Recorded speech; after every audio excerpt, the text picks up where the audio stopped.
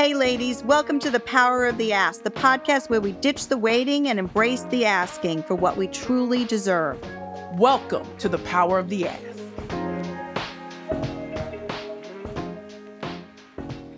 Hey ladies, welcome to The Power of the Ask podcast, which helps you get what you need financially and personally.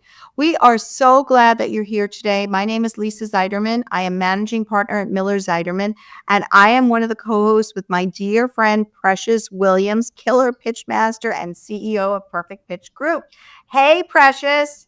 Hey, Queen Lisa. Yes, everybody. Hey. It is your girl, Precious Williams. And along with my co-host, Lisa Zeiderman, we're so pleased to welcome you back to another exciting episode of the Power of the Ask podcast.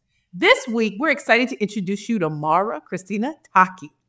And as you all know, on the Savvy Ladies podcast, we love to give you a little flavor, a little background on our guests. So today's guest is Mara Cristina Tache.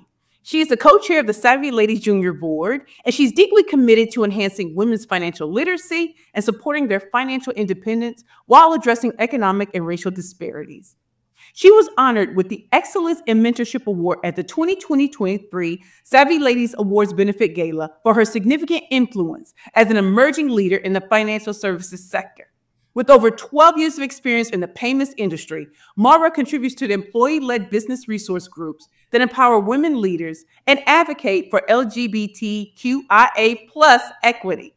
Her dedication to diversity, inclusion, and financial education has a lasting and profound impact on her community. Mara, it is such a pleasure to have you with us here today. Why don't you tell us a little bit about your journey and what led you here to us today?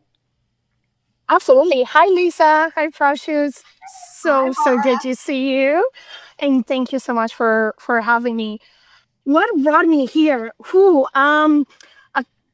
First and foremost, the absolute privilege to cross paths with the Savvy Ladies and getting a chance to be in their inaugural junior board class and meeting all of you ladies as well, and really finding a community that we know we're working together to help a lot of women in this country.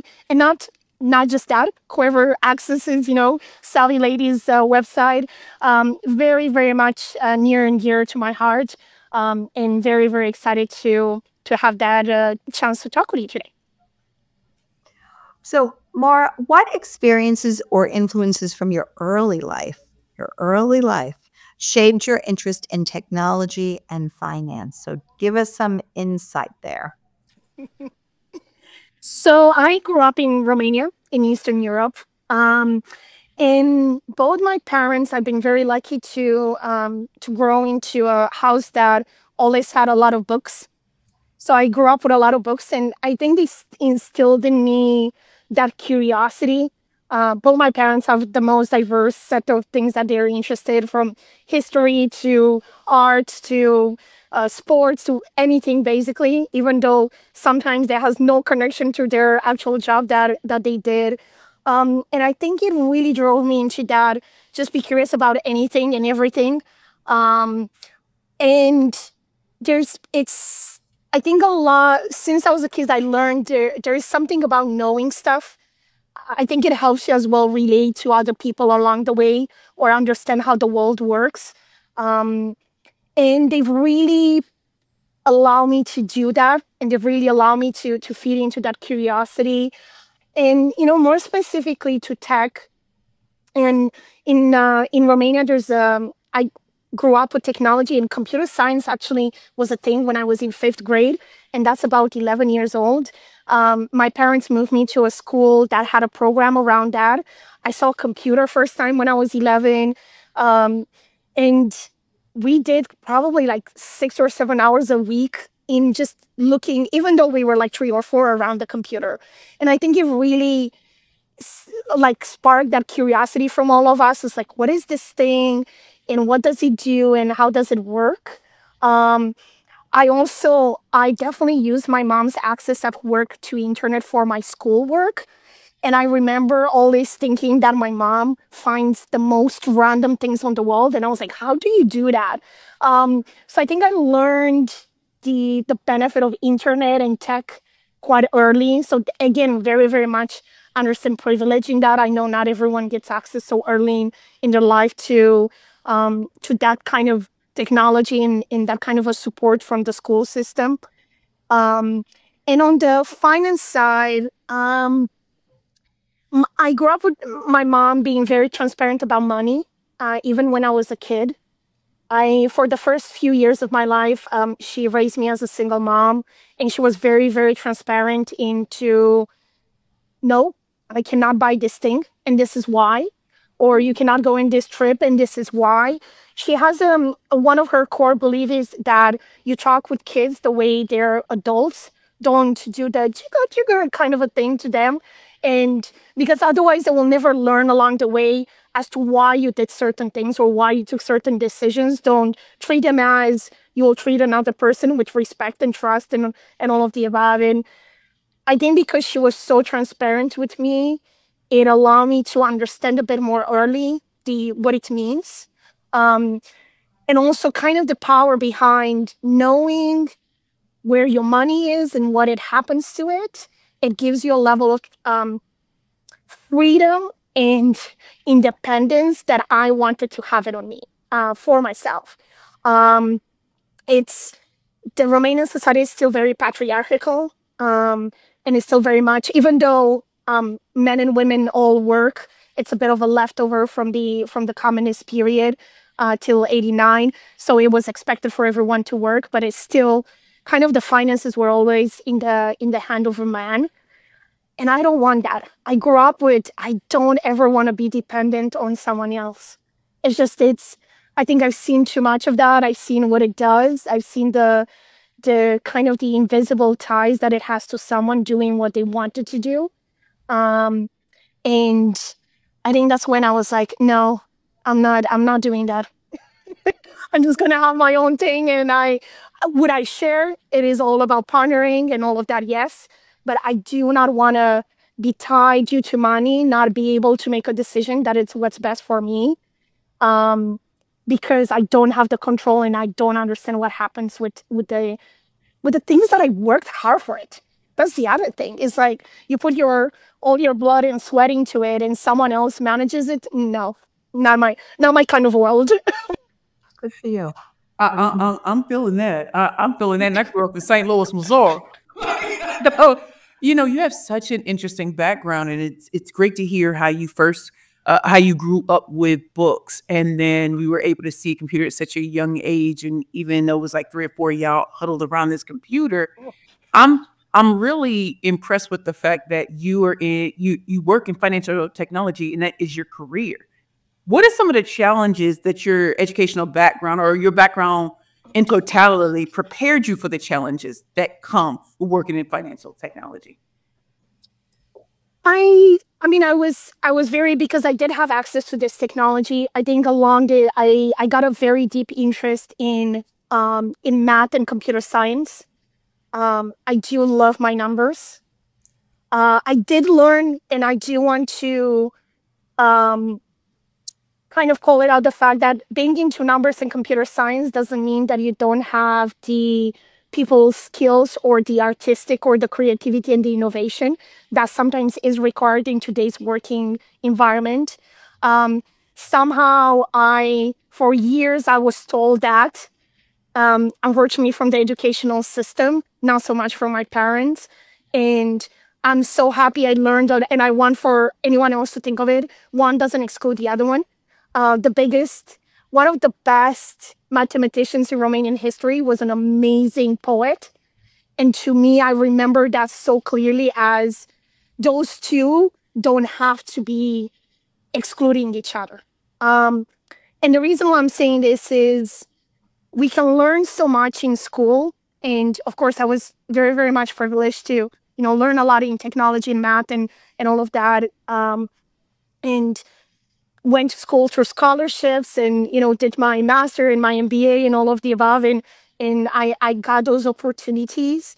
And it's more about it's so much more than the technical knowledge. I think even today, with the internet and all this online things, you get the access. But I think what I learned is, because I did get a chance to go to school in 4 different countries, I Wow. learned that educational system is so different, and at different levels, in the way people teach and the way people kind of try and transmit the information is so different. And that helps me today a lot. I work in a global company, and being able to understand that, communicating with someone in India versus Brazil versus St. Louis is a completely different element to it. And it's mostly because of the educational systems that they went through and the society and the cultural differences that we all have that then kind of come into how we are and how we communicate at work and how we work. It's so much more than the schools that we go through it. It's underlying so much in everything else around it.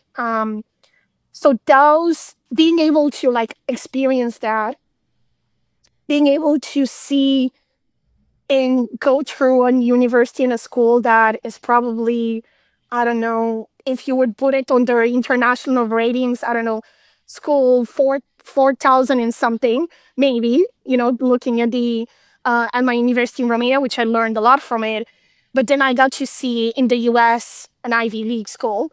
So seeing all those elements of it prepares you in different ways for when you do get into corporate and the people that you get to. So I think it teaches you where I'm going a lot more about creativity and people and communication and adjusting to surprises. I think Lisa and I were talking a while back. It's like someone just dragging you on a call and you're like, surprise. I know I learned that through school, and I learned that through my education, and through kind of figure it out as you go. Because you got to bootstrap up quite a bit in Romania, but then using a lot of assets when you go into a school like in the US. So having all of that, it gives you a view of different people in different ways in which, and it doesn't make it better or worse. I think that's the other one. I don't think my education in Romania was better or worse than the one in the Ivy League and the other way around. It's I it's so much more about the human side and what you actually learn and what you take from there. Of course, access to facilities and computers and all of that would always put people ahead of the other ones. But it also, what do you do with it? We we have a saying in Romania that God will give you bread, but He wouldn't put it into your basket. I'm not sure like an English or American saying equivalent to that, but I see education that way. You have access to it. Of course, that's already a critical step in front of a lot of people around the world.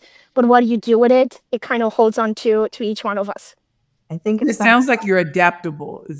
All those experiences, being adaptable, being able to see the Yep. connections and the threads that run between it. Because I know in corporate America, there are so many challenges, and it seems like each one of these educational institutions and experience has prepared you. So go ahead, Queen. Yeah.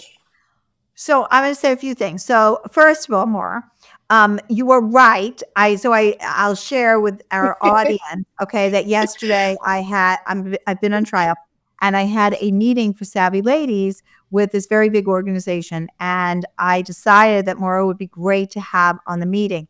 But I didn't, of course, tell her until like a few hours before that she was jumping on this meeting, and I think we just sent her a link and said, "Come on." And then she had to think on her feet because I didn't have the time, frankly, in my day to actually even speak to her about the meeting. So there she was in the meeting, and it was about thinking on your feet, which I think is the key to life, because you can't really, everything can't be pre-planned and rehearsed. Like sometimes you just got like just jump in and think on your feet. So that's what happened to Mara yesterday. So that's what she was alluding to. And I will also say that is the bread and the basket, is it kind of like you can take the horse to the water, but you can't That's make what I him was thinking, Yes. Queen. Yes. yeah, you can take the horse to the water, but you can't make him drink. Yes. So I think that is that analogy expression. But I'm sitting here and I'm listening, and I want you to be able to tell our listeners, first of all, what exactly you do in financial technology, okay? Because I really want to hear that. And then basically, what led you essentially to this particular role? How'd you get it? Okay. And how have you actually made it a success story, which you have, there's no question about it. And then what Yep. some milestones were for you as you went along your path to get to where you are. Because you're fairly young, okay? And I'll share free, so I can say this now. And Precious has just had her birthday. She may want to share or not, okay? But happy 46. well, Precious is 46. But I would say I really want to understand what is like this financial technology. What do you do? Come on, Queen. So I currently lead a global team of 13 people as of about 2 days ago. So very, very excited for that. We what we work on it is how do we our customers to our company start using our products in a very simplified way. Now, tying it back, I think what we were talking about technology and the human side of it, and tying the connection, something that sits at the core of what my team is doing is what is the customer experience? How do we drive towards the best customer experience that it's inclusive of all kind of customers? You can be a smaller one, you can be a huge, large corporations. There are different needs and different technology needs when we're tying it to technology. There are different knowledge. There's a different speed at which you want to do things. I also work in a very highly regulated environment. So we also need to keep safety, security, trust at the center of it. So it's very, very important to do all of that while we're trying to make it smooth and fast and something that in the end it's a good experience, and it's something that then further you want to continue to work with us because it's all about a small or a big business, it's always about what everyone else is saying about you. So it's very, very important, that reputation and that trust element that someone will have while you're trying to stay ahead of all your competitors. Um, it's it's very interesting to me, especially with how technology has been evolving. Is you used to have certain industries that had 1 to 2 players, and now the barriers of entry with technology, with AI, with God knows what else is going to come in the next years, are really, really dropping and are really challenging the players who've been there for 50, 60 years. And I always say competition is the best thing for innovation and the best thing for getting ahead and for thinking creatively. And how do you use technology in a way to do all of that? So that's in a sense of what my team does, and what I'm very privileged to have them to partner on it. How I got here, um, about 12 years ago and a bit. I was a fresh graduate out of my master. I've never worked in a corporate before. I've only done NGO work. I truly believed in nonprofit and in giving my time and the way I could help. Worked very much in education for probably 25 years at this moment. Very passionate about it. And I remember I went to the interview, and I mean, we were graduate students, so it was just, there was a set of jobs that we all interviewed for, the same ones, and they were kind of matching us. And in my head, I was like, what do I know how to do? And I was like, well, some computer science, and I don't want to be and I'm not an engineer by trade. I'm very much on the business applicability of technology. And the first thing I was like, I know how to do lists and I know how to keep track of them. So I think I'll be great as a project manager. That was my kind of my area of it. I was like, I don't know anything else to do. And it grown from there into, I'm still at the same company 13 years later. The reasons are for, I've always felt like I'm growing and learning something new every single day. Is it terrifying that every single day you're like, oh shit, I did not know that? Yes. But it fits my personality and the way I want to grow my career. And all my milestones along the years have been out of pure curiosity, out of, I'm just going to give it a try. It's okay. I don't know about this, but someone is like, who wants to do this? And I'll be like the first one to raise my hand. I was like, I'll give it a try. What is the worst? My mom used to say when I was a kid, what is the worst thing that can happen? And she was like, you'll get a no, or it would fail, but it's a number on it, especially when you're so much at the beginning of your career.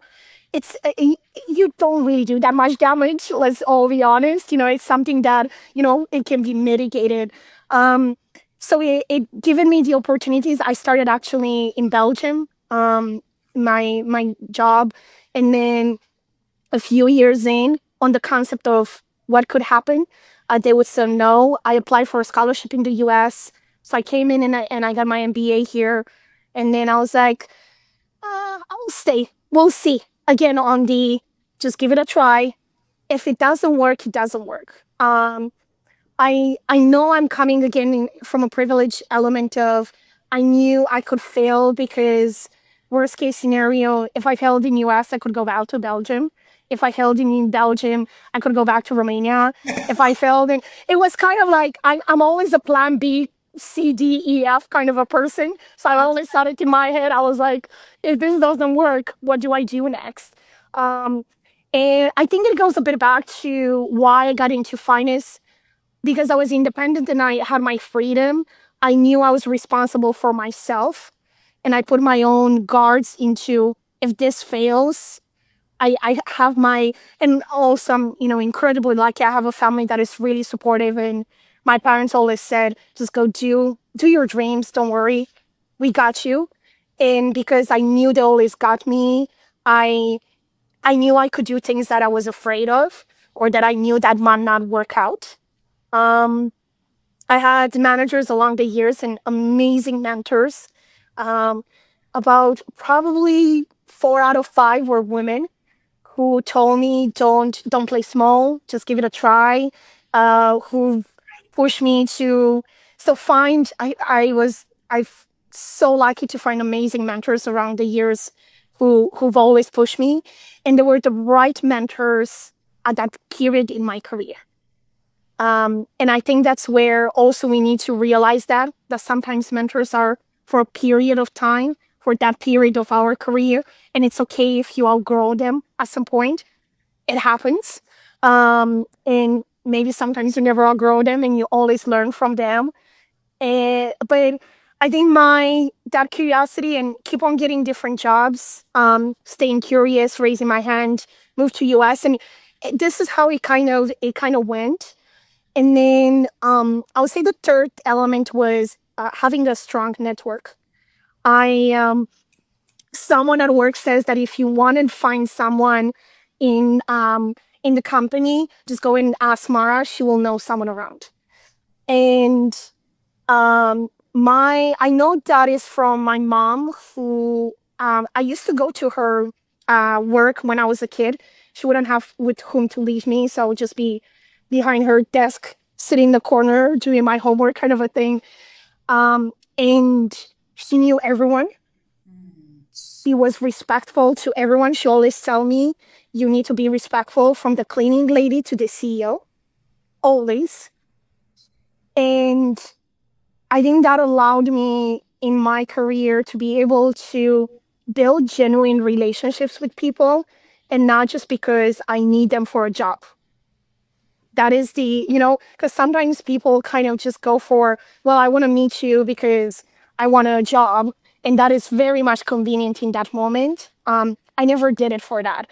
And I think genuine connections and genuine looking for people to you learning from them is, I think, what allowed me for a lot of opportunities to open, and for people to say, hey, you should do that, or what about that, and in the same time, if people care about you, they give you feedback, and that's how you grow. Because if they don't care about you, then they won't give you the feedback. And that then you don't grow as much as you go to them and you're like, can you give me feedback? If they don't trust you or they don't care about you, they wouldn't be fully genuine. So to me, I know it absolutely helped me, that network, to get through the various career journeys and also go through the difficult moments when you kind of screw it up and you're like, what do I do now? And then you go to the people that you trust and you ask them and you admit.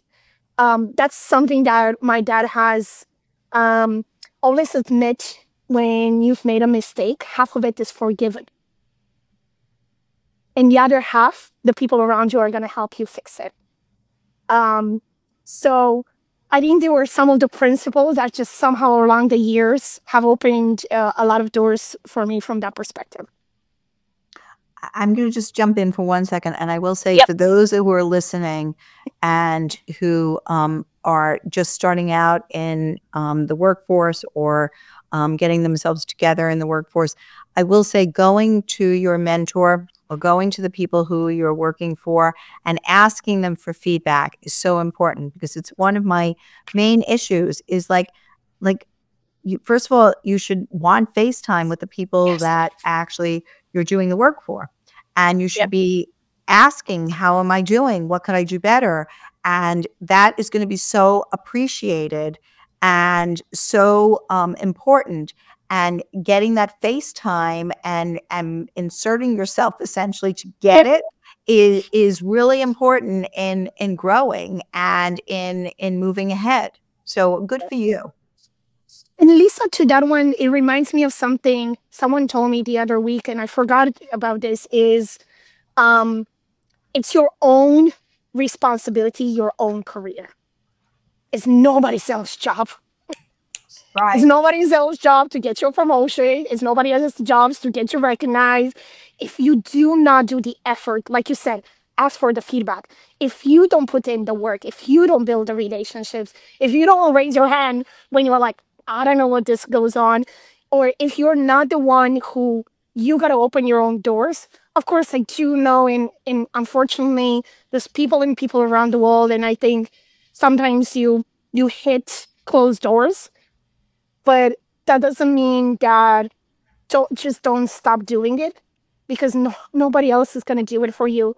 And unless you ask for it, then unless you ask for it, the answer will always be no. If you ask for it, the answer might be yes.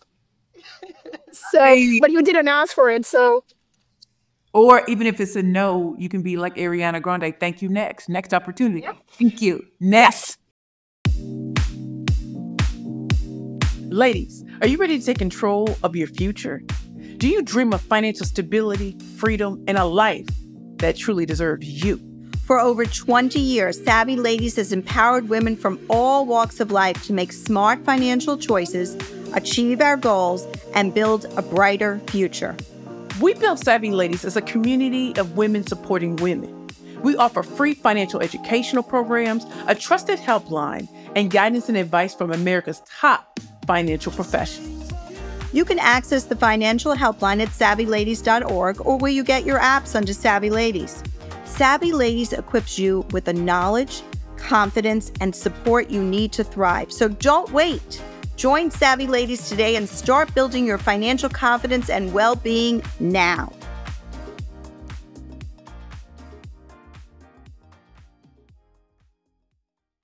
Mara, what I'm hearing from you and also from Queen Lisa, when I think of Savvy Ladies, I think of us as a group of women, whether it's the board or the junior board, we're made up of leaders who are committed to a unifying vision of financial empowerment for women. And I am so blessed because, Mara, I've been in situations where all I could do was ask, do it afraid. And Queen Lisa has worked with me on a number of things that I've been afraid to do and has encouraged me along with the Savvy Ladies board. So I have a couple of questions for you. Do you consider yourself a leader? Yes. And if you can think of a time when you saw yourself or really felt like, you know what? I am a leader. And it doesn't have to be with the title. Mm-hmm. So can you share with us a moment you realize in some situation, whether it was chaotic or not, I am the leader and I'm ready? Well, the first one that comes into mind, because you did say hectic. And Music created in chaos so many times. Like who's gonna elevate? And like, let's get it. so I was working on a project with about 98% probably men, and who were a lot more experienced than me, who also were all of them, they were American. I was the only non-native. So sometimes language can feel a bit, you're restricting yourself because you're just like, I'm not the native here. And I remember this one call, we were getting very close to a launch. It was like, if I'm telling you it was under like a lot of pressure, it was. There were a lot of money on the line. And I was traveling to St. Louis. And I had to, because of traffic, we were in the car and I had to start the call without my computer in my face and like in front of me, knowing the presentation, without knowing who is even on the call. I was also responsible to run the whole call, take the meeting minutes, keep the dates, like all of it. And we're still in traffic in the car. I join in with my phone. Funny enough, I think I was in a Tesla and I couldn't figure out how to get out of the car because the handle wasn't the normal one. And when you're like stressed, you're like, I don't know what to do here. And then my boss in the back, my phone dropped as I was trying to get out of the call. So she pulled her headphones, put them into my ears as she picked up my other phone. So all of this is happening while I'm having multiple executives on the line from my company, multiple executives from the customer about 3 days before the launch. So it's like everything is tightrope. And I remember we walked into the airport and I put the computer on the garbage can. And I was like, I don't care. This is my office now. This is happening. I need to do this call. And this needs to happen. And I remember I finished the call, other than the fact that you were like, ooh, that was quite the adrenaline. My boss was like, wow, how? Like, she knew, and she was one of my biggest supporters, and still is. And you all know her as Queen Dana. As you can we do. know her. Sweet. And I remember got to the gate and then met our executive, I think a day later. And he was like, oh, that was a great call. And we explained to him everything that happened. And he's like, for a second, I did not know all of that was happening. He was absolutely, when we were telling him this whole story, and funny enough, there was a third person with us in all of this. So she could actually say, these two are not lying. And that was the moment when you feel it, that everything you've worked for it's there, it's happening, and you can do it. In the moment of high stress, in the moment when you doubt yourself, in the moments where you're just like, oh wow, I did all of that. And that was 7 years ago, and I still to today is such a point of pride to me, because I knew what it took to get there. And I knew that I was probably a leader even before that. I just didn't believe in myself. And I was lucky enough to have Dana as my boss and as my mentor. So she was pushing a lot of seeing that in myself. But it's in the small moments, Precious. I think it's in the small moments when we're the leader, or they're the people who look out for us. If you're the person that everyone in your family comes to you, even though you might not be the head of the household, that means probably you're the leader. If you're the person even like, I remember in school, I was responsible for like gathering money for like trips. I was already a leader in that moment because I had the schools, trust that I won't run away with the money. The parents who, like the parents of the kids who are like, Mara will take it and the trip will happen. And I think I was, I don't know, 14, 15. But those are the small moments that I think we all get them. We're just being told that usually leaders are someone who's on TV, someone who's in the newspapers, someone who is being told is a leader, or has a fancy title. There's a lot of people who have fancy titles or are on TV or in newspapers or whatever, who are so far from being a leader that I think we need to recognize it first in ourselves and then take a really close look to the outside. That's why I asked you that question. I said, without titles or anything.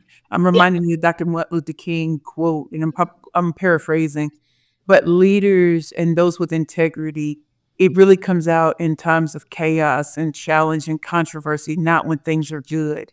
And so you rose to the occasion, and I know Dana was sitting there right there the entire time, like, I'm not going to say anything. You do this. And that's when a leader's recognizing another leader and said, step into your greatness. So thank you, Queen. Oh, thank you. So, Mara, here's my question. So, this is a time of great concern about security and compliance. And this is certainly a very rapidly evolving landscape that we're in terms of innovation and tech. And I guess I'm going to ask you, how does your work address those challenges? And particularly with AI, how are you dealing with all of that? I think in this, I think AI is just another technology. I think we've had this kind of challenges of trust and security and safety and before. I think it's very important to be, and we talk a lot about being responsible and ethical about it.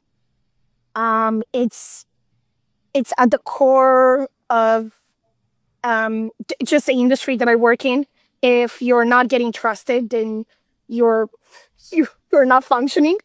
And to be a partner to anyone in this world, you need to be trusted and to be a network of connections. And I think that goes at the human side as well. Just be trusted, be safe and secure for the people around you. We talk a lot about the ethical sides of AI. And there's a lot of elements of how do you make sure, and I know there's a lot of discussion on how do you make sure AI doesn't increase the discrepancy that sometimes exists today from an inclusion perspective. Of course, you in New York or myself in New York, will benefit from AI because we got a computer, we got internet, and it's so much faster, and we're also highly educated. We know who to give our data and not to give our data. And I think we're even then you're susceptible to a lot of bad actors who will try to use AI and who will try to, we all know unfortunately the schemes that sometimes happen around the world. But I think some of the communities that are already not included into the system of this or have access to this technology are even more at risk because of it. Is how do you make sure that you give an equitable access to everyone in a way that you're not causing the challenges. I think there's stories even on like facial recognition, and if everyone remembers from a few years ago when if you are not white, everything else it kind of like threw it on a loop. So I think those are elements of it that we've learned before. I think we need to apply them in AI, and I think we're just at the beginning of it. There's so much more to all of it. But something that I was reading about is how do you use AI in an inclusive way? And I think there's fascinating use cases as small businesses getting more data and insights for themselves, or getting a better credit worthiness when they're being assessed for a credit line, especially when you're talking. I think in a US the credit structure is a lot more defined, and it's a lot more, or the data and analytics, you get a lot more. But when you're going into a country somewhere in Southeast Asia or in Africa or in Latin America, it doesn't matter. It is a lot more restricted. It's not as wide open to everyone. And even, kind of data on your credit history is not, the banks don't necessarily, or the financial institutions don't necessarily have as much access to it. So how do you start, grabbing all this data and use it again into a way to provide inclusiveness? I think one of my favorite examples, which I grew up as well in Romania with this, sometimes the stores in very small villages, you go to the store and they have a notebook that they write, they keep an account of it. And at the end of the month, or when you get your money or your paycheck, you go to them and you give them basically everything you bought throughout that month, an element of trust. And, it's that element of community. But all that data, when you go as a small business owner to a bank or to anyone to give you a loan, they don't have access to that. So how do you include all that data? How do you include AI? And not just AI, just like data in general, because in the end, AI is based on data. Is how do you give access to all of that and make it in a way that it's inclusive and it's not discriminating against these communities who just do things differently than what we think they should be doing differently. Another example I was reading is like beekeepers, which are very small, to like know insights of the weather, or kind of the movement of the bees. There are things that, if you're a bigger corporation, or that's your, I don't know how many thousands of bees you got, then it makes a lot of sense. But if you're a small one that you make a few pots every quarter, but that's the money that you get for your own family, and most of the times you're the only breadwinner, it's really, really hard. I think even more with climate change and with all these other challenges, it makes it even harder for the small businesses and for these small micro maybe businesses to take a look at it. So I do think AI has benefits in that area, but again, we got to use it in a responsible, safe, ethical, secure for them, and not for someone to take advantage of that and then use it in the detriment of those communities, because then the discrepancy is even bigger. And I think it's hurting economies around the world. If you don't include people into the financial system, everyone is hurting, because in the end is the more people you have, the better the system and the better the services, and you're spread around more users, then your total addressable market, thinking of a business perspective, is so much larger if you're including everyone that should be included, plus bringing in all the benefits that come with the financial system or any other, I don't know, weather. So, Mara, you smoking hot tonight. Like, I had a follow-up question and you just answered it. So I'm gonna just sit back and let Queen Lisa ask another. Hit it, Queen Lisa. I'm going to be quiet? Oh my God. I know what my next question is. She did two more, she did bam, I meant two of them. This is an absolute first. Okay. I know that something is brewing there. So, Mara, you have been recognized for championing LGBTQIA plus equity, diversity, and financial education. How did you incorporate these values into creating a meaningful and a lasting change in your community, especially during these times? What is it that you're doing? First thing, I'm part of Savvy Ladies. That is the first most important thing. And I talk to everyone about it, because everyone should be using it. Doesn't matter. Education is power. I go back to my curiosity and always learning. It's been coming up quite a bit, Lisa, and I'm glad we're in the last, I would say, months and weeks. I think it's not, there's a lot of, I think, changes around the world, not necessarily just in the US. I'm seeing it quite a bit in Europe, and where I still have a very strong community of friends. I think there are things coming out of COVID. There are things kind of. I think there's just a mix of the world at this moment. Um, the most important thing is creating a safe space to talk about it, even when we disagree. It doesn't. We need to be able to have constructive discussions and debates, and in a way that we're being safe and respectful, and we're opening up to what are we. Most of the times, people are, "What are you afraid of?" Because behind all of it, it's a fear of something.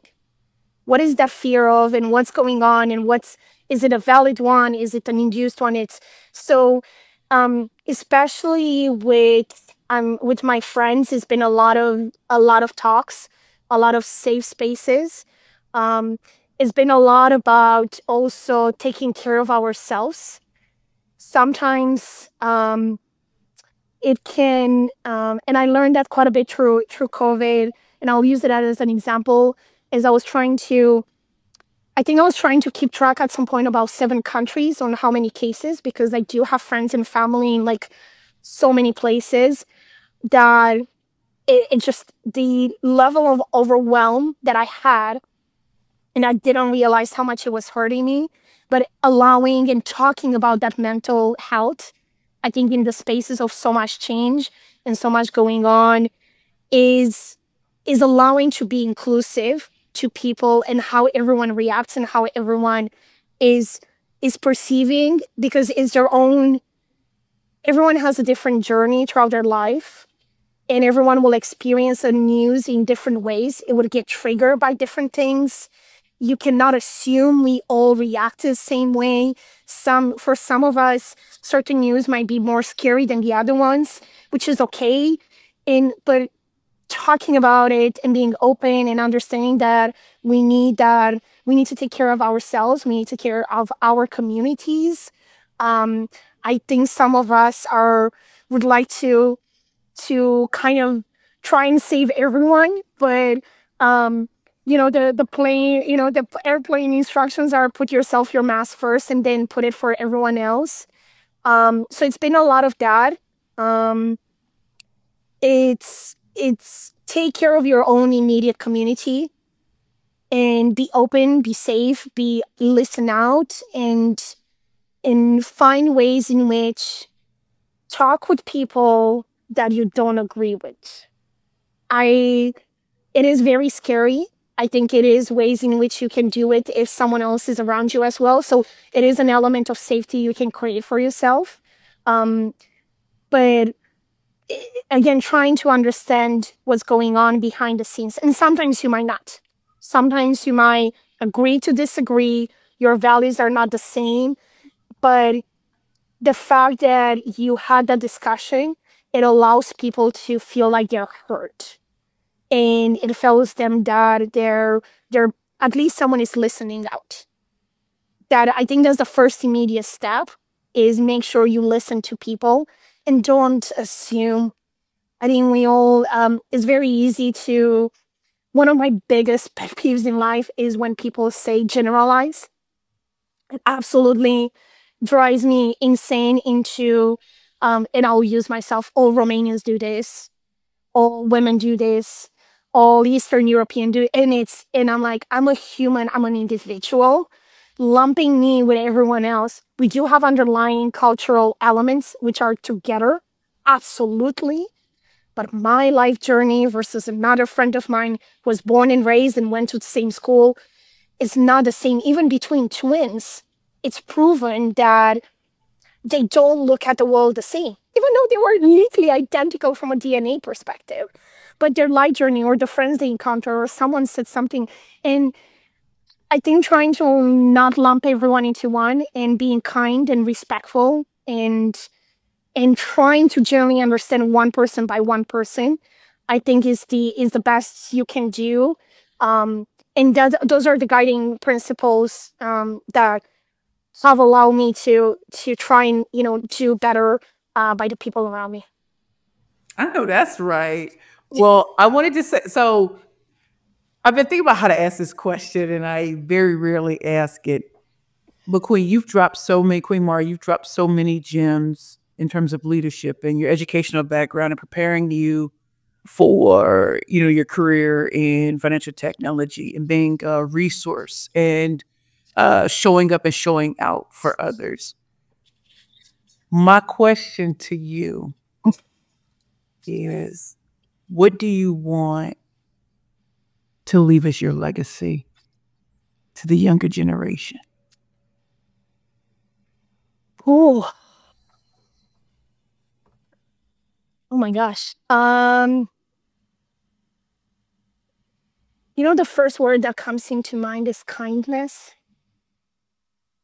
I think there is, and I'm trying to think of, my grandparents and my parents and kind of things that they've left with me.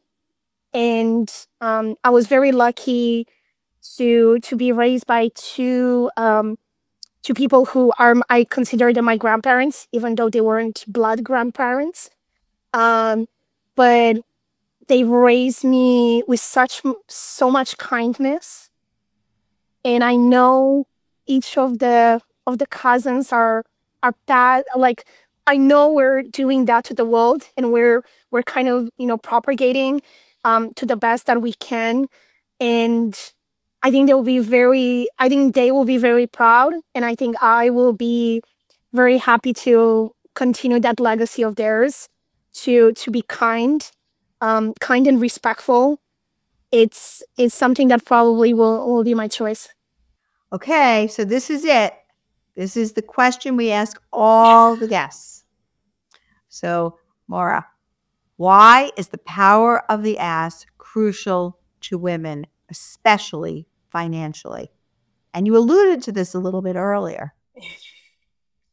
Because if you don't ask, the automatic answer is no, or you don't get it. So and nobody else is going to do it for you. I think that's it's in your power. You got it. And that's the other thing, is like, so many of us are afraid to ask it because we're afraid of the answer. But probably in our own heads, we already have 250 versions of that answer and how we would react to it. No. I know. Back to generalizing, but I feel like a lot of women do that. And even when we ask it, we already know the answer. I think we just ask it sometimes for validation. So I would be controversial into sometimes maybe don't ask, just do it, because you know the answer. So it would be in a way of like, just do it. And I'm not quoting any brand, but kind of trust them on that one. And ask, it's so important to ask for help. And it's because you just cannot know it all. It's impossible. Nobody's perfect. Nobody knows it all. It just doesn't exist. The perfect doesn't exist.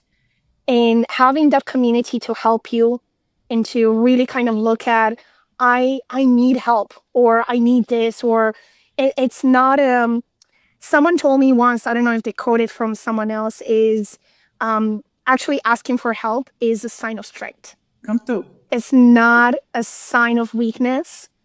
And I know personally it's taken me a lot of years to ask for help, because again, we're going back to Miss Independent over here. But nobody does it alone. You have a community, you have a support system, and they're just there to let you be great. They're not there to take away from your greatness. And I think maybe that's why sometimes we're afraid to ask for help, or to just kind of ask, because you're like, what if someone thinks I'm weak? No, that's a system that allows you to show the best that you are and the best version of yourself. And unless you ask, you don't get that kind of a support system to be able to then do the things that you want to do.